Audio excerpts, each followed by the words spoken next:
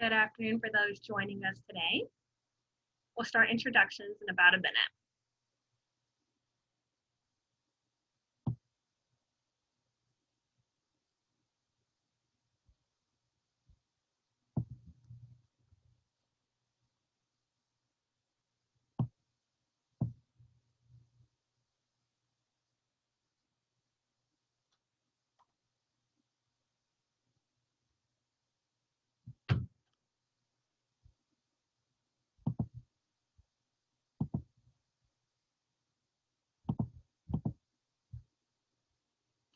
So let's begin, and more people will be joining us, but just to be respectful of everyone's time. Good afternoon, everyone. Happy Tuesday. I'm so excited for today's program. My name is Bora Lachi, and I'm the Assistant Director of Programs and Director of Studies at the Tower Center. Before we hear from our amazing speakers, just want to go over some guidelines. Please use the Q&A function if you have any questions throughout the program. We want y'all to ask questions about the program, make it interactive, and then use the chat for any comments you have or concerns, such as you can't see the screen or can't hear the speakers. I would like to introduce our two moderators this afternoon. First is Manuel Morillo. She is a senior mechanical engineer and mathematics double major at SMU. She currently serves as the vice president of SMU's only engineering honor society. Additionally, she is an undergraduate program manager of the Hunt Institute for Engineering and Humanity, where she focuses on developing local and global social impact projects. Also, Manuela launched and led the Society of Hispanic Professional Engineers at SMU, empowering first-generation SMU students to achieve their fullest potential through STEM access and development. Our second moderator today is Dan Covert. He is a sophomore double majoring in history and political science with minors in public policy, international affairs, Arabic, law, and legal reasoning and neuroscience. Along with being a Highland Capital Management Tower Scholar, he is also a President Scholar, a pre-law scholar, and a member of the university's honors program. Now for our standing panelists. I'll ask each of the panelists to introduce yourselves, to speak more about you, what you're currently doing, your background, and why this topic is important to you. First, let's hear from Koshi Dhingra. Thanks, Bora, and it's a great delight to be here it's such fantastic company. So thank you for having me. My name is Koshi Dhingra, and I am the founder and CEO of the TalkSTEM nonprofit organization. A little bit about myself. I'm someone who has actually experienced a few different educational systems through my life. Went through my own K-12 education in Malaysia. My undergraduate years were spent in Singapore, and then received my graduate education in New York City. I've lived in Dallas for 17 years, and I worked in education for over 30 in a few different roles. I started off my career as a middle and high school teacher, then a teacher education professor, focusing on sciences and focusing on both pre-service and in-service teachers, and then evolved into a community educator. And then, of course, I'm also a parent with 3 high school age kids. So that's a whole other ball of games. I founded the nonprofit TalkSTEM in 2015, so about 5 years ago now. And our goal is to develop female and underrepresented STEAM leaders by inspiring today's youth to adopt a STEAM mindset. I should mention that I switch between STEM and STEAM acronyms, and I know that may seem a bit haphazard. It actually is not.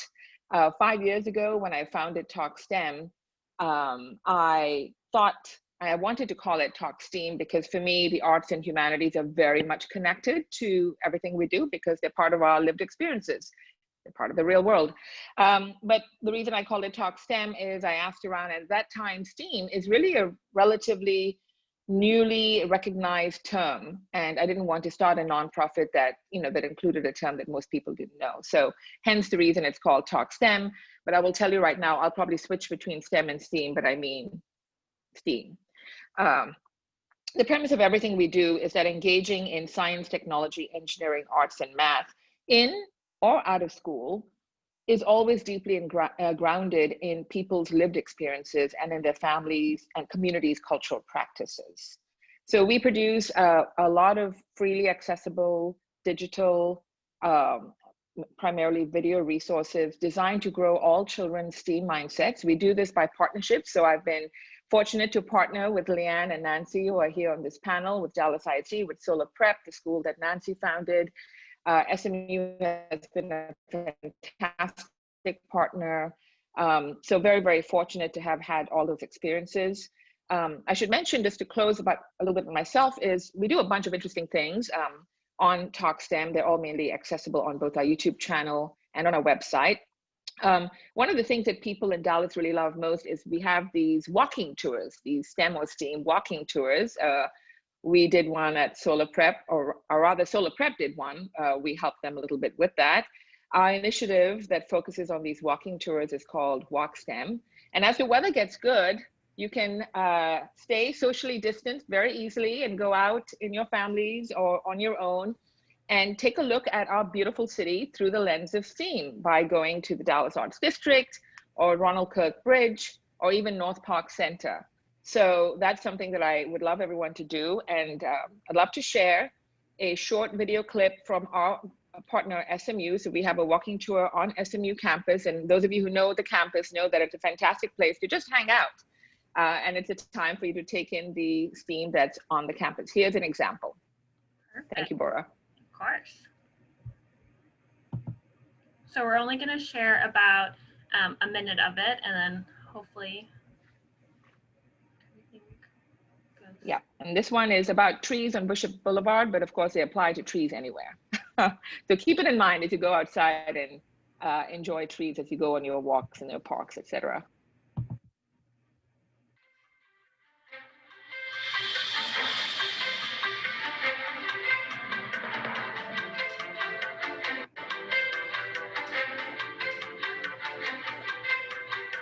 We stopped here for a minute along Bishop Boulevard just to appreciate the beauty of the trees behind me. And what could be mathematical about a tree? Well, always mathematics starts with a question. And a simple question you might ask looking at a tree is, why do the branches get smaller as you go toward the top of the tree?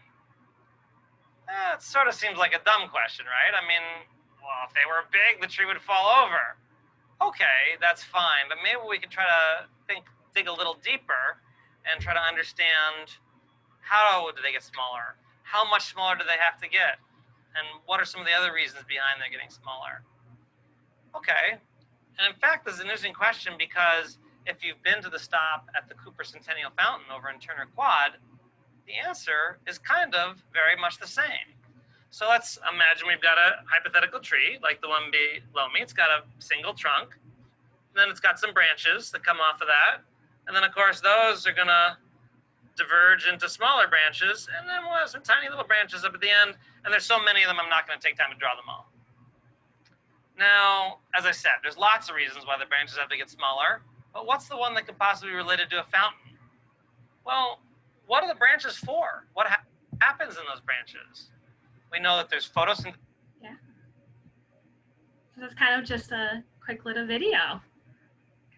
So it's a 3-minute video, so I hope that you guys will, to find out the answer as to why trees look the way they do, you'll have to go and watch the remaining minute and a half of that video, which is, again, on the TalkSTEM YouTube channel. But one of the ways that we love to share this message that STEAM is all around you, in your lived experiences, in your places that you hang out in, is by making these kinds of videos. Thank you. Perfect. Thank you, Koshi. Next, I'm going to show a video by Dr. Geller before we introduce her.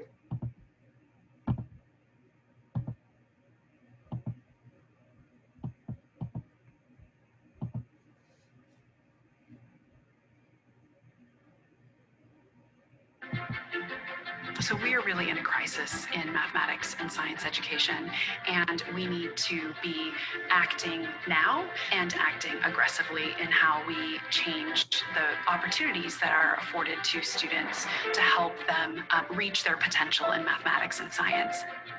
The work that we do at Research and Mathematics Education is really focused on equity and access for all students in achievement and other positive outcomes in math and science.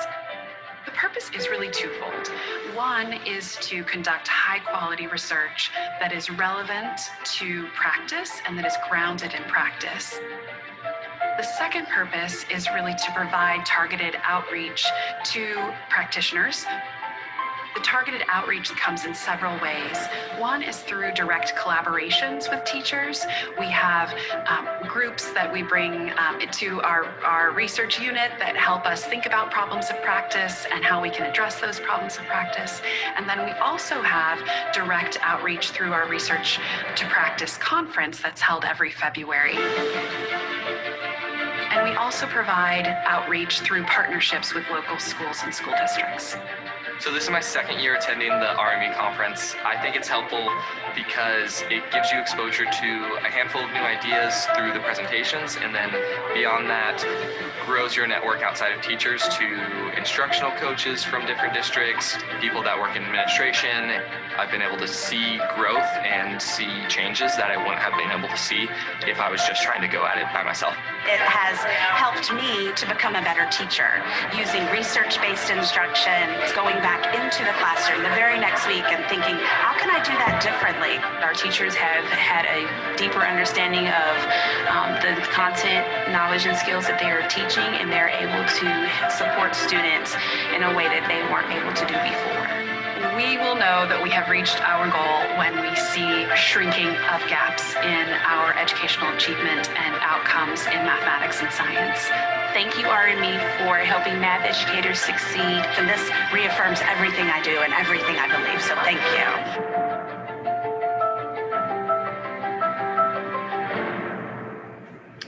Dr. Geller, the floor is yours. Thank you. Thank you very much. And I am honored and delighted to be part of this panel. So I'm a professor in the Department of Education Policy and Leadership here in the Simmons School of Education at SMU. I also hold the Texas Instruments Chair in Education, and I direct the research unit that you just saw that video for, which is the Research in Mathematics Education unit. And I work with an amazing group of researchers and master practitioners who support that work. And then also a little bit closer to home, I'm a faculty in residence here in the Crum Commons at SMU.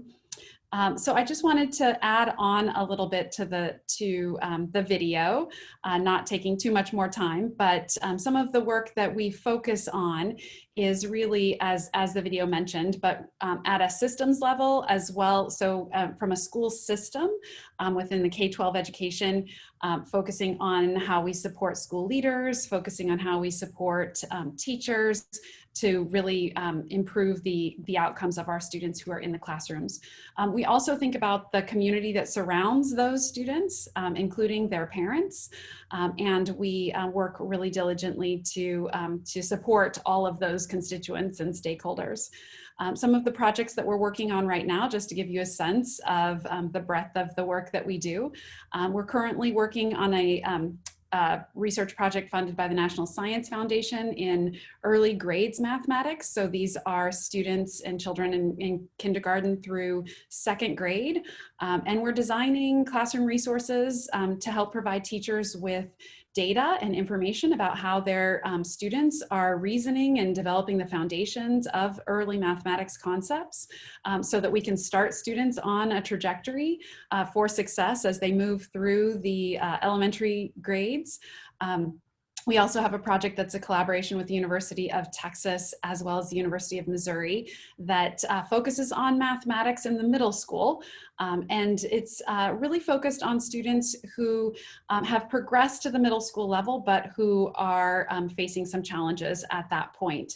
So this is a professional development project that is geared towards providing resources to teachers for how they can use data to design their instruction for students who need intensive intervention so that those students will be ready to take algebra when they leave middle school. And then lastly, we have a collaborative research project that is joint with a couple of departments and schools here in SMU with the Guildhall, which is a game-based educational system or program, as well as the computer science department in the Lyle School of Engineering. And that is really focused on integrating computational thinking into middle school curricula.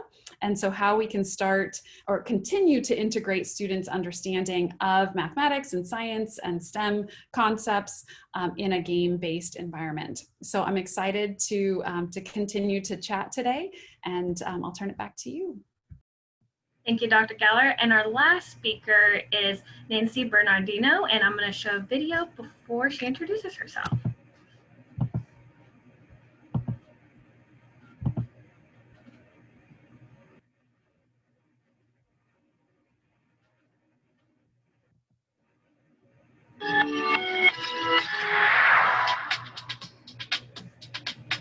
Today we'll be giving you a special walk STEM tour.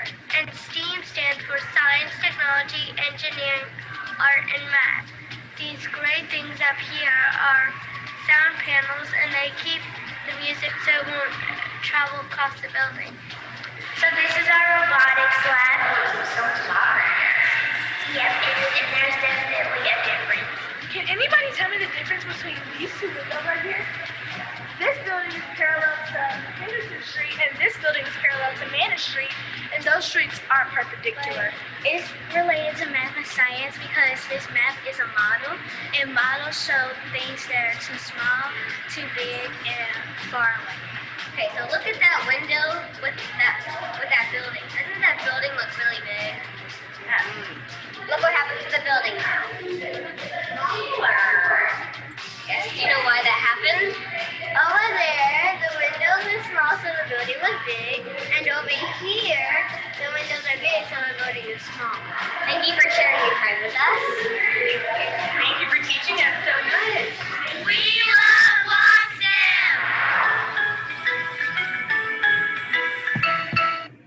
Nancy, the floor is yours. Right, good afternoon. So I am Nancy Bernardino, and I'm currently the Executive Director for Single Gender Schools in Dallas ISD. I co-founded Solar Preparatory School for Girls in 2016. We opened our doors with 198 girls serving K-2, and we now serve over 600 girls in pre-K to 6th grade. And we will be growing into 8th grade. I'm also proud this year to be able to lead and support principals leading single gender schools. We have 3 all-girls schools and 3 all-boys schools in Dallas ISD, and all of them have a somewhat of a focus on STEM or STEAM. So the idea for Solar Prep for Girls really started between 4 educators who were really seeing a trend across schools, which was that by 5th grade, we noticed just girls, especially our Hispanic and African American girls, really losing their voice as it related to science and math. And so we really wanted to create an environment where from an early age, they were really hearing about their limitless potential and that they were being exposed to science, technology, engineering, arts, and math. Things that we knew at traditional schools were really reserved for after-school activities, were reserved for students that could afford to pay for those extra classes. I was fortunate, I grew up in Dallas. I was born in Mexico, but grew up in East Dallas, and had an opportunity to attend the Hockaday School for high school. And that completely changed my life. And part of the reason why I wanted to start this school was to give access to a high quality education within a single gender environment to girls that lived within Dallas ISD. And so now that we're entering our 5th year, we're seeing our vision of empowering girls to live and lead with confidence and purpose in action every single day, where we have girls just being really curious, challenging each other, celebrating each other, and really, I think, have no doubt in their mind that they can go out into the world and just make a huge impact. And so that's our focus at Solar Prep for Girls. And we're really proud now that we also have Solar Prep for Boys that opened in 2018, and are hoping to open a second Solar Prep for Girls in a couple of years.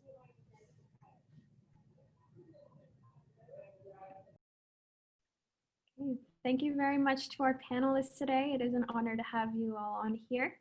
We're going to begin with a targeted question for each speaker. So I'm going to get started with Dr. Catalin Geller. I have a question for you. Although many schools are implementing strong STEM initiatives, there are still districts and schools that get left behind. How do we go about scaling these STEM initiatives, like in the mathematics education in the field that you research, across the country to ensure that current and future generations are encouraged to pursue a career or pursue something related to the STEM field? Thank you for this interesting and important question. And scaling initiatives is a really important thing for all of us to consider. And it's something that we spend a lot of time thinking about in education because as Nancy mentioned, we want to make sure that opportunities that are available to one group of children, if those are identified as evidence-based practices that support outcomes, that we can provide those to multiple students. So I think there's a few things to think about. One is that we need to be clear about our outcomes and our goals for the programs. What metrics do we want to be measuring and why? We often say that we measure what we care about.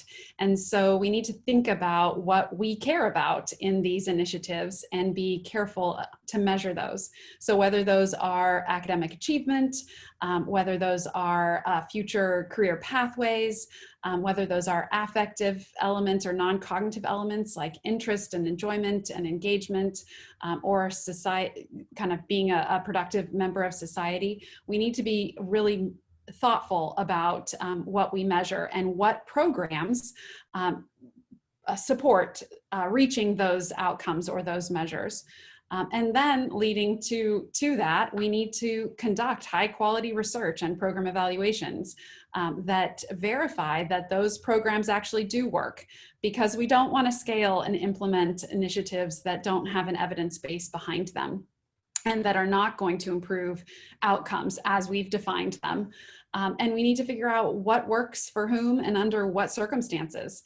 And if we identify that certain initiatives or elements of certain innovations or initiatives are not meeting our goals, we need to iterate on those and either remove those components or think about how to better design the initiative to implement that.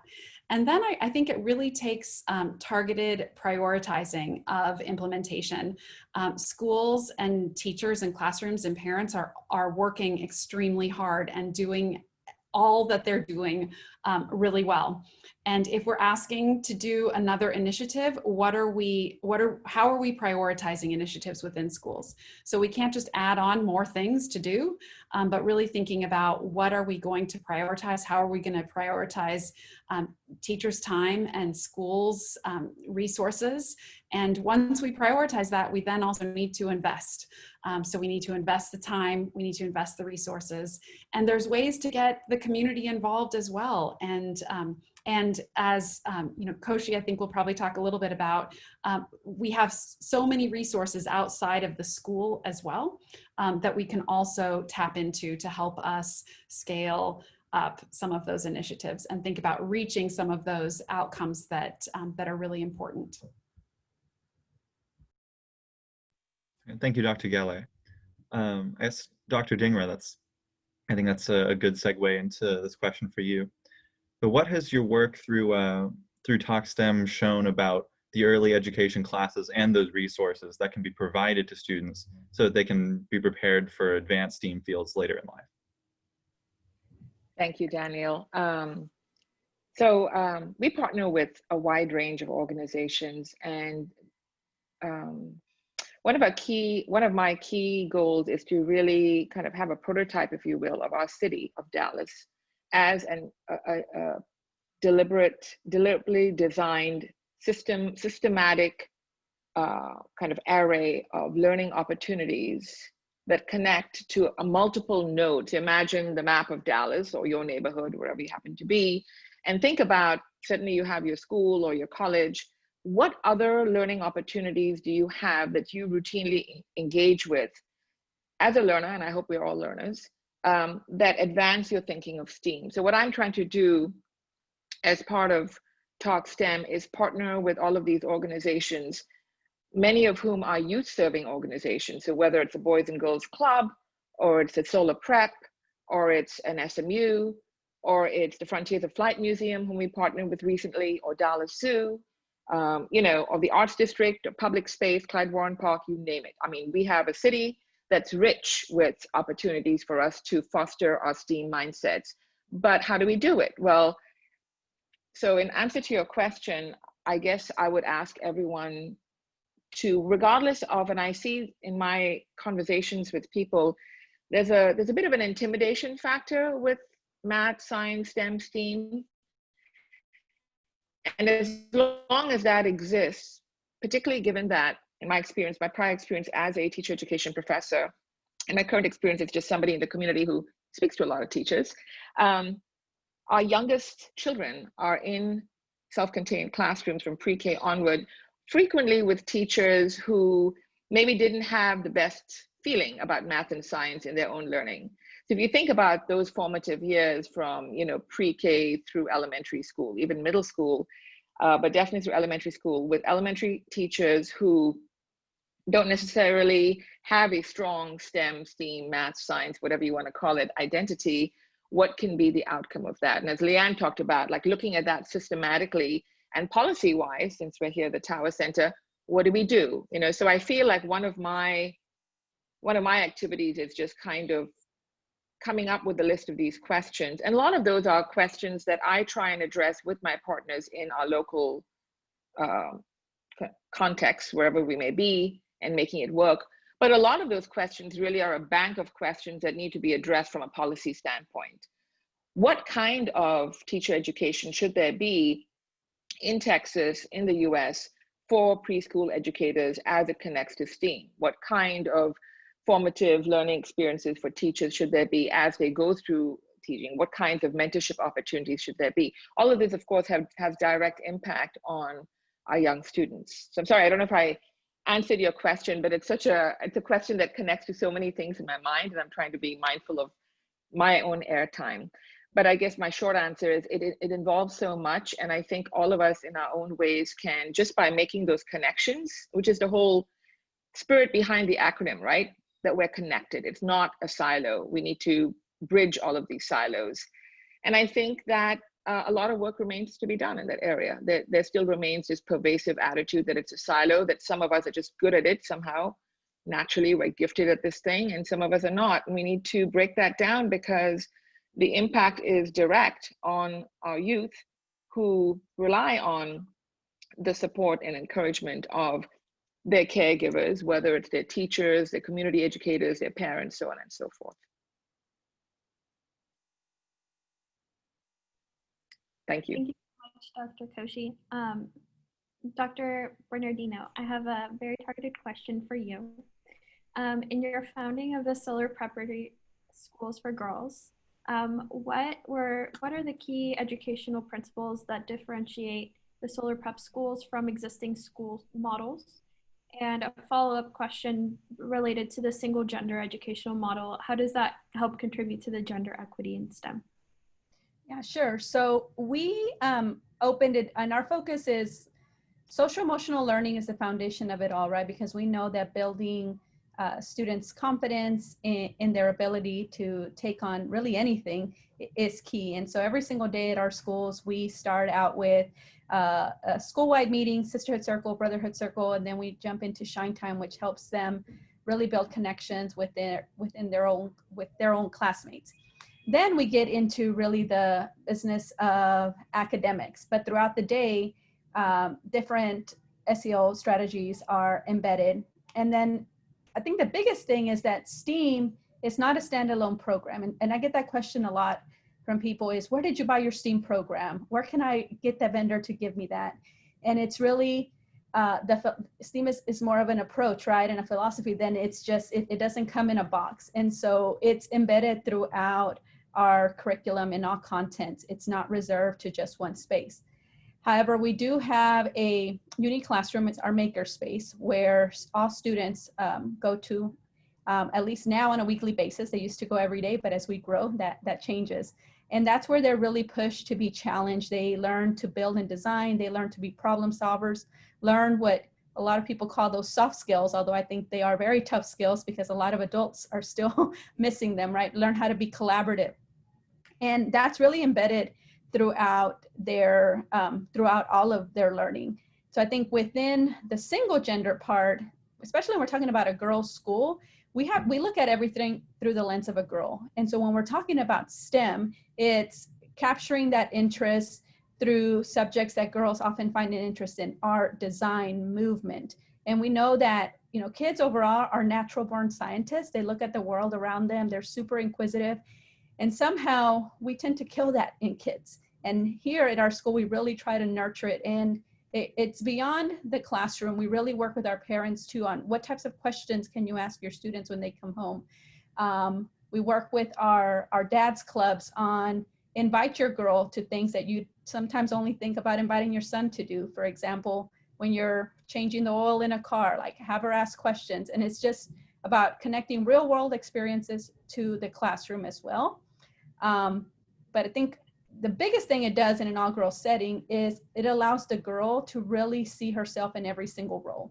And so when we're doing a project and we're looking at the scientist, the engineer, the actor, the artist, it's who they see around them is a girl. So as they grow up and they go into high school and beyond in their careers, we really believe that they will believe, and I think they already do if you ask any of our girls, that they belong in every single role and that they can do it successfully.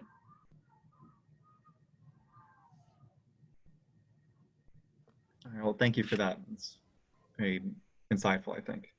I think at this point, we'd like to open up to more broader questions so that we can hear what all three of you have to say on these topics. I think you touched on this a little bit in the last question, but what is for you the ultimate goal of this revamping of STEM education? Do you want to eliminate inequity within STEM fields or use STEM as a means to combat socioeconomic inequality as a whole?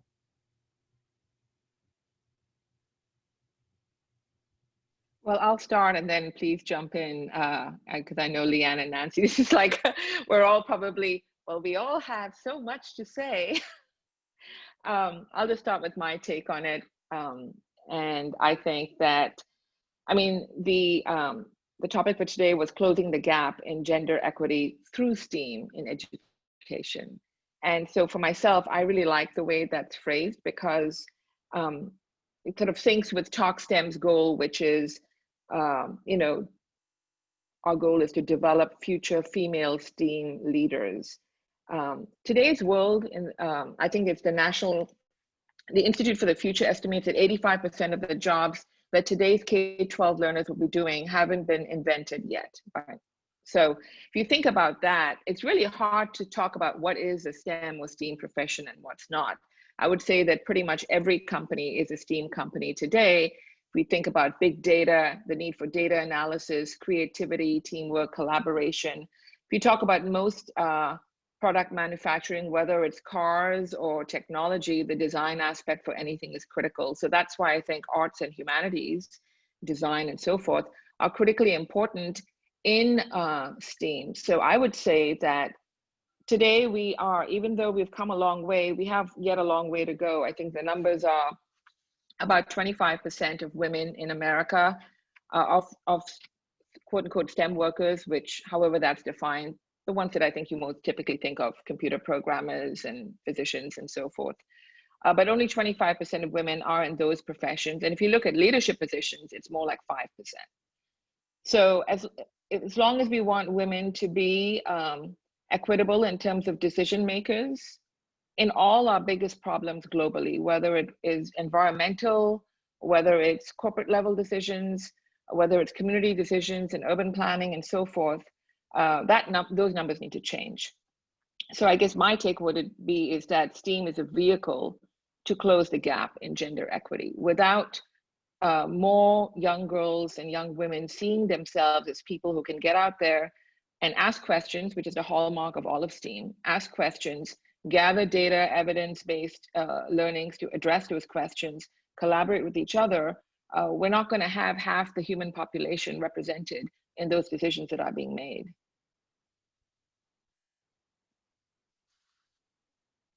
So Nancy and Leanne, please do jump in. Yeah, you know, I'll jump in and say, I think to answer your question, it is also right using STEAM as a mechanism for that socioeconomic. When I'm talking about solar prep for girls, and of course we're, the way that we're combating that gender inequity, it's giving girls access. But then also when I think about solar prep for boys, it's where 50% of our kids are coming from economically disadvantaged homes. it's also giving them that access, right, and that opportunities. At our schools, you don't get to opt out of being in coding or participating in robotics, because we work really hard to make sure that all of our kids get that opportunity. We're at, unfortunately, traditional schools, that's reserved for a few kids after school. And so it's by providing them with those opportunities and truly the access to those opportunities that I think we're also using STEAM as a mechanism to combat that socioeconomic inequity. I'll just add in a little bit. I think both of you have spoken really well about the issues. I think there's both sides of the coin where STEM can be, there are inequities, inequitable access to STEM learning opportunities, as both Koshi and Nancy mentioned, and they're not equally distributed across our community, across the country. And there's many things that contribute to that.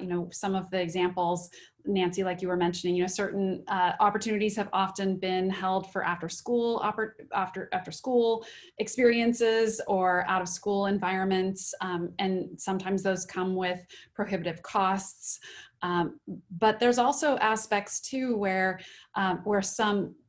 we may engage in behaviors in our home, or even as teachers or caregivers or supporters, where we're already sort of closing some doors for students. So when we say things like, I'm not a math person, or I just don't like math, we're sending some messages, some pretty strong messages pretty early on in children's development of their own identity in math and STEM itself. So the ways in which we close some doors for students may have some long-term impacts. And as Nancy mentioned, kind of thinking about the messages that we're sending to children in the opportunities that we provide, as well as the overt things that we say about ourselves too.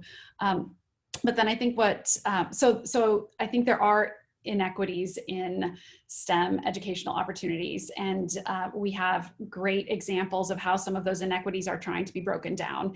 And Nancy was talking about some of the work in Dallas ISD, other schools around the Metroplex who are also trying to address this issue and provide a more rich, STEM-rich learning environment in their schools and in their classrooms. Also within the community itself, and some of the work that Koshi was mentioning, as well as some of the other organizations around the Dallas-Fort Worth Metroplex that we're really very fortunate to have access to in some of these very low cost or free activities that can bring STEM to life for kids, even if it's not embedded in their class experiences or classroom experiences. But then I think one of the things that's really important that Koshi mentioned is not losing track of where we may be going wrong or wrong is maybe too strong of a word, but where we may be growing inequities, and how we need to interrogate some of the practices that we're doing, whether that's in the K-12 all the way up through higher education. What doors are we opening and what doors are we not opening that lead to inequities and continued gaps? I will plug SMU a little bit here. In our Lyle School of Engineering, we have over 30% of our undergraduates are women. And that's really impressive and really strong, and that's not the case around the country.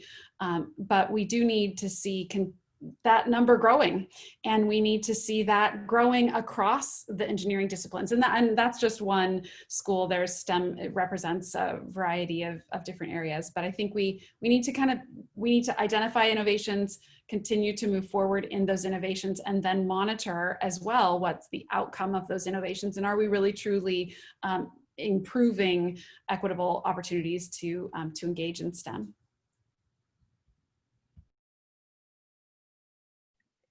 Thank you all so much for answering this engaging discussion. I have one question before we start going into the Q&A related to key trends and barriers and all of that. What, for like the future from now, present, forward, what are exciting trends happening in the STEM education field that are increasing access to opportunities, and as a follow-up question, just to keep it interesting, how do y'all see the public or private or nonprofit coming together to help pull this vision forward?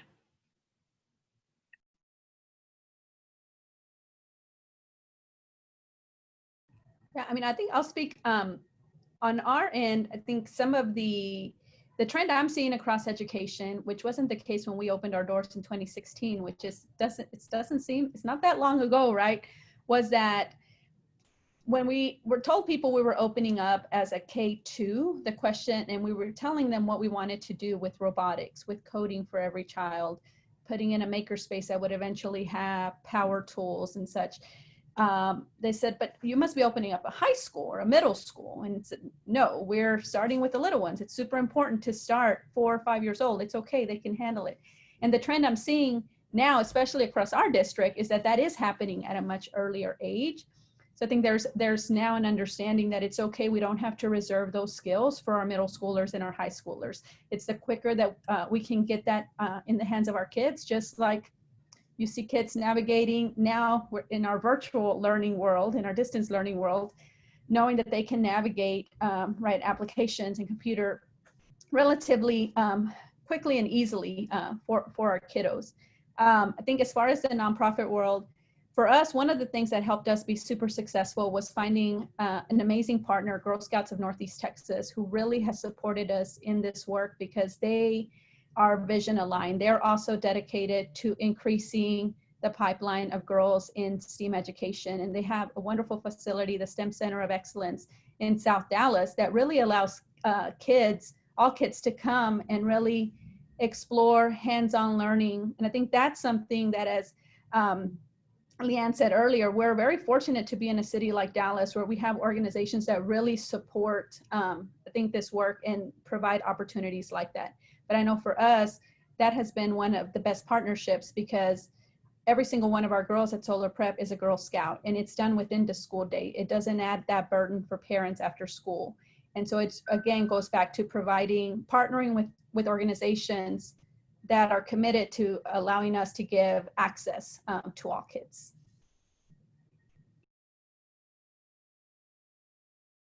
I would just echo what you said. Girl Scouts is also a fabulous partner for us. So I think one trend is right there. I just want to echo and kind of highlight partnerships. I mean, that's the only way that we do most of our work.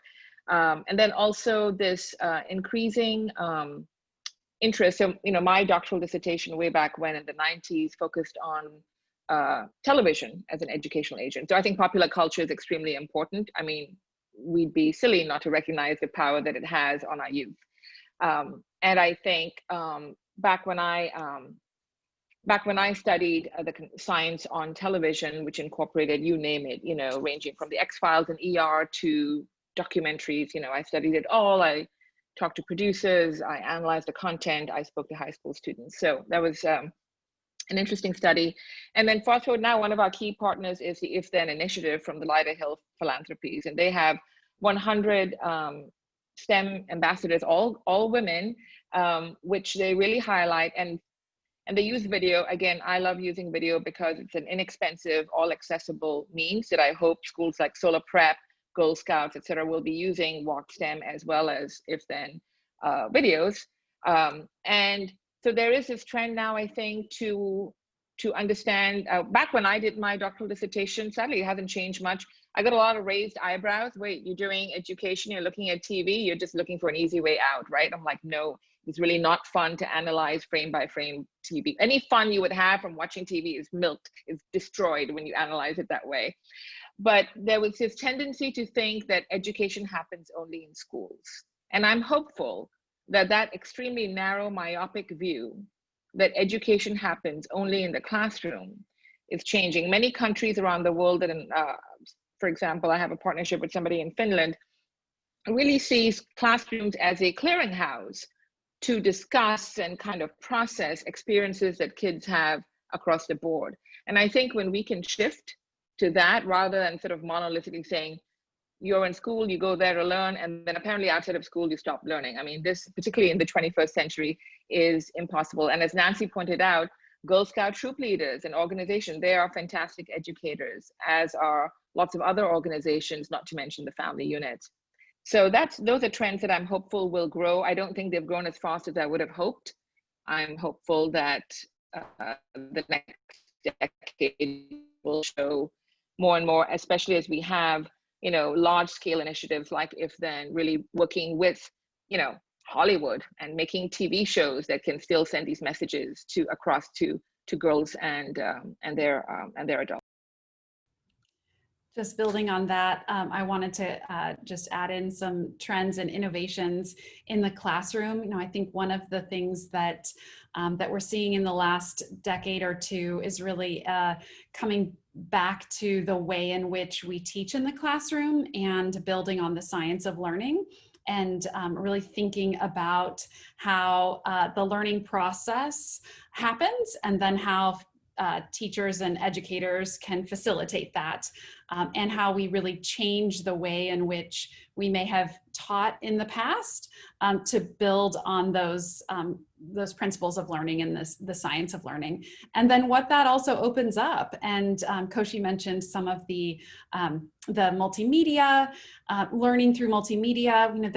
There's learning through games and game-based learning, whether that's more your traditional board games or computer games. And there's just a huge, we're on a frontier of how we can build on the science of learning, but also build that into multiple different experiences that students have. That's not, as everybody has been saying, not maybe what school maybe in traditionally has looked like, and thinking about how and where learning can happen and does happen outside of the classroom, but also in the classroom, but in dynamic ways.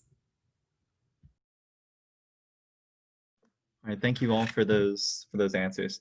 Now at this point, we'd like to move into the Q&A session. But as we are getting close to the end of our allotted time to make sure everyone is able to leave on time and we're able to wrap up, I think perhaps we'll direct these questions to one of you. So I guess first for Dr. Bernardino, perhaps you could take this. What role do parents play to stimulate STEAM education? Yeah, I think, the greatest role that parents can play is just really nurturing that curiosity and allowing their kids to be problem solvers, and just resisting the urge to just solve all the problems for their kids. So I think one of the greatest things with STEM, right, is about asking that question, doing the research, trial and error, learning from that trial and error. And I think just creating the space where they're allowing that to happen. And then also, just nurturing that curiosity, answering kids when they ask those questions, and encouraging them to continue asking those questions. Because if you'll notice, I'm a boy mom, I have 4 boys, and I remember, when they were little and I was busy and I was just like, not now, not now. And, I kick myself now all the time. It said, stop and answer, because that's really how we nurture, is we listen to kids, and then encourage them to continue just asking those questions, because that's really, I think, at the foundation of STEAM, right? And finding solutions to different problems, and then allowing them to engage in that process. I think that's something that doesn't cost anything, that any parent can do for their child.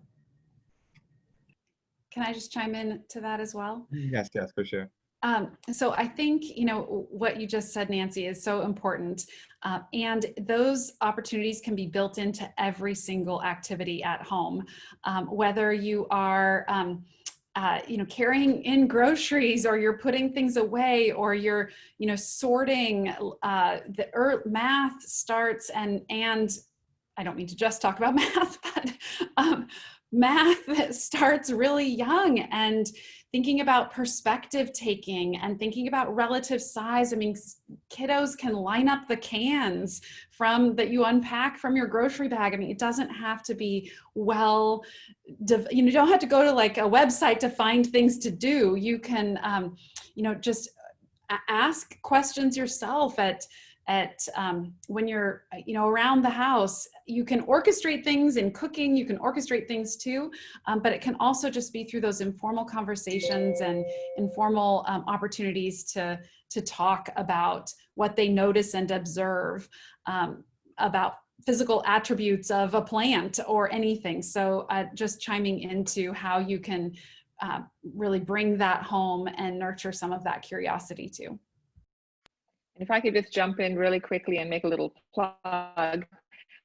So TalkSTEM is launching at the end of this week our Family Explorers Initiative.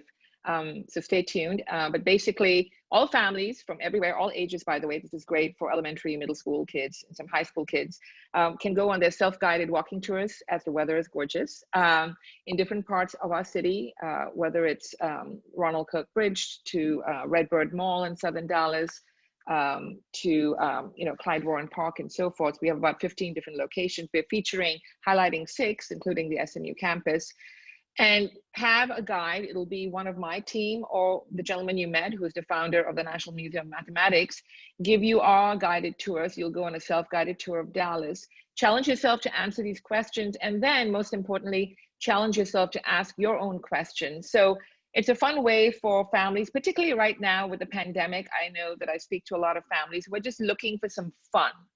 And I'm like, here in Dallas, summertime is kind of challenging because it's so hot. I'm very excited because the weather's getting great. So it's something that's, again, free and available. And like Leanne said, it's not about textbooks. It's not about drill. This is a way you cultivate your child's STEAM mindset.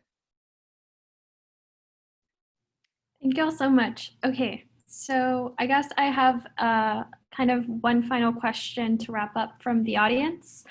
From how important is it the participation of males in any push to broaden female participation in STEM?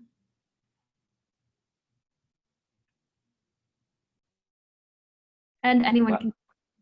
Okay, I think we're all just waiting for each other. I just spoke, so I'll just continue. I think it's super important. Like the women's movement from, the 20th century on, we need everybody on board. And I think having, dads and siblings and friends and teachers all understand, and I hope we would for any underrepresented group, that we need to first ask them, what is their experience? Don't speak for them. So if you're dealing with any kind of injustice, right, and there has been, marginalization of women's roles in STEAM for a long time. So in addition to accessing the resources that we all spoke about, I think there needs to be this recognition, respect, and value of differences, understanding of those experiences, and then real kind of conscious promotion of justice-oriented actions, whatever that may look like in the classroom, outside of the classroom. This can only happen if we all join hands on this effort.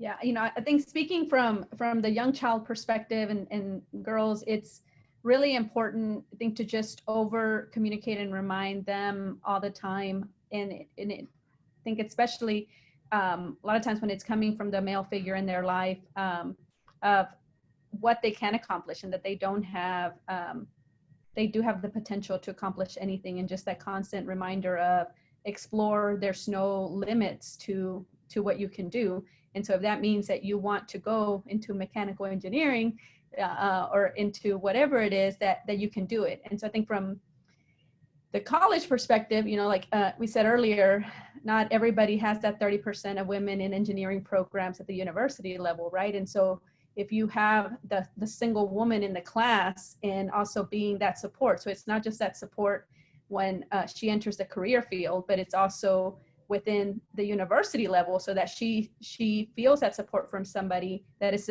just not coming from external groups like from her family, but that it's also within the university context, that she feels comfortable, that she knows she belongs, because there's going to be so many people making her feel like she doesn't, that I think males can play a role in being that support for her. Like Koshi said, it's important not to speak for her, right? And it's to acknowledge and invite her to the conversation, but making think women feel more comfortable in that space.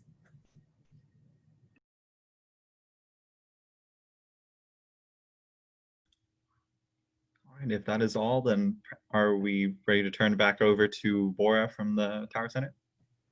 Well, thank you guys so much. And thank you to all the panelists. This was really great and a great discussion. And also to our moderators. Really appreciate your time and talking about this issue that's still ongoing and room for change and growth. So I really appreciate it. And thank you all the attendees for attending today. And this recording will be up on our website within a week or two. So in case you missed it, y'all can reference this back. And I hope y'all have a great day. Thank you, everyone. Thank you all very much.